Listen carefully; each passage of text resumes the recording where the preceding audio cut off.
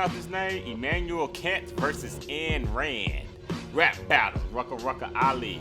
No, this is not rap battles of history. This is Rucka Rucka Ali. Let's check this out.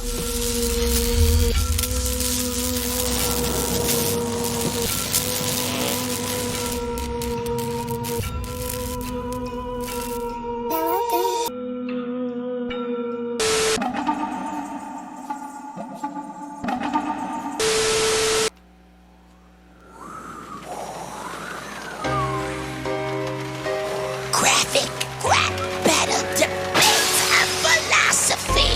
Immanuel Kant versus Ayn Rand. Begin. When the Enlightenment was standing on its final flimsy toe, everybody said just go with what you already know. I stepped in and rescued. The age of reason was restored. Your faculties are divided into two forms. One is intuition, when my fist immediately strikes your face, and understanding afterwards with concepts you place, giving identity both to your face and to my punches. This is called judgment. Now is judgment day. I have awoken from my dogmatic slumberly solution and reversed us into a Copernican revolution. A philosophy, a reversal of the trend with which all philosophers after me would be required to contend. There are two worlds. The real one is called noumenal. You can think of it but cannot know it. It's the true form which determines how your consciousness picks up material, which appears but isn't real. It's all phenomenal. If you wish to find conclusive evidence, stop it. You cannot see an object. You only see the process of perception, which distorts your vision, but you used to see.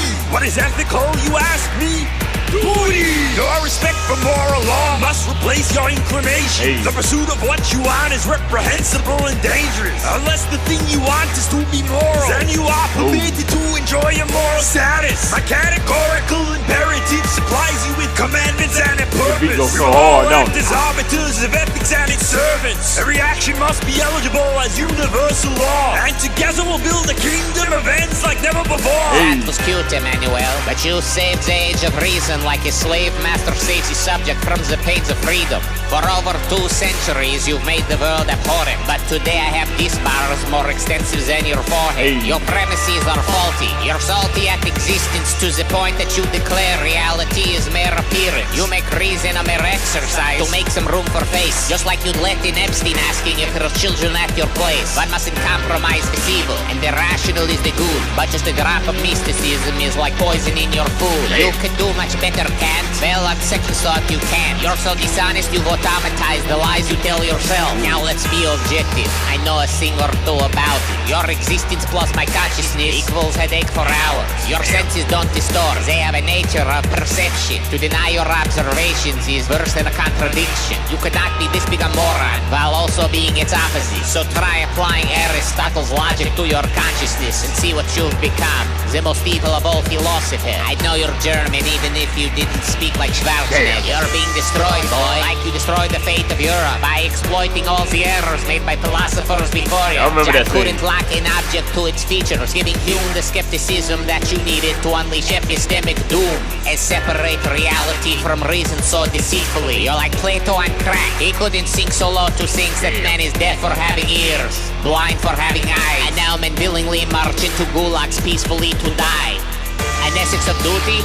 Original Manny, like a heavenly, malevolent tradition of Christianity. Your altruism justifies the sacrifice of man, but now you're burning at the stake like the mistakes on which your premises depend. Nice speech, Rand. You're just a bit long. I will admit you write a decent 3-hour monologue, but please stick to writing novels. Your philosophy's crappy, and much like Epstein, you make 14-year-olds happy. I'm regarded as one of the greats. You're a boring phase for adolescents with the moral code for no one making less than Bill Gates. This is ridiculous. We're not in the same boat. I am taught at Yale and Harvard. You're on clearance in Barnes & Noble. If we were in the same boat, you would push me off a ledge to stretch your leg, and you'd call it the virtuous selfishness. We both never had kids, but the difference between us, I left a legacy. You left quotes and pins and t-shirts. You never had children? Oh, Kant, I beg to differ. Your philosophy gave birth to Stalin, Mao, Putin, Hitler. I'm the spirit granddaughter of the inventor of fire. I put every Every philosopher in history on trial reconciles their dichotomies and prosecutes their crime. Most of their work is defiled by evasions and denial. I can integrate the moral with the practical, emotions with the brain, solve Plato's concept problem in a story about rain. I could explain the relation of causality to consciousness, existence with identity, the body with the mind. You want an A in philosophy?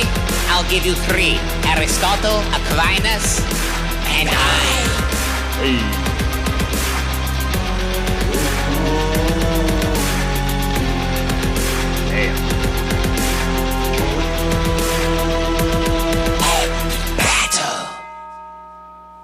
Hey, that battle was fierce, wasn't it?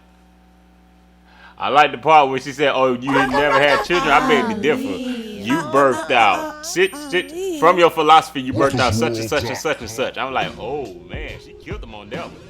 Boom, killed them. Yeah, and won that one. Put your comment down below. Let me know who y'all thought won. Y'all enjoyed my reaction. Hit the like button, subscribe, and share. If y'all did not, y'all know what y'all can do. I don't care. It's not that no more. It's Wakanda forever. Yeah, and that's on the real.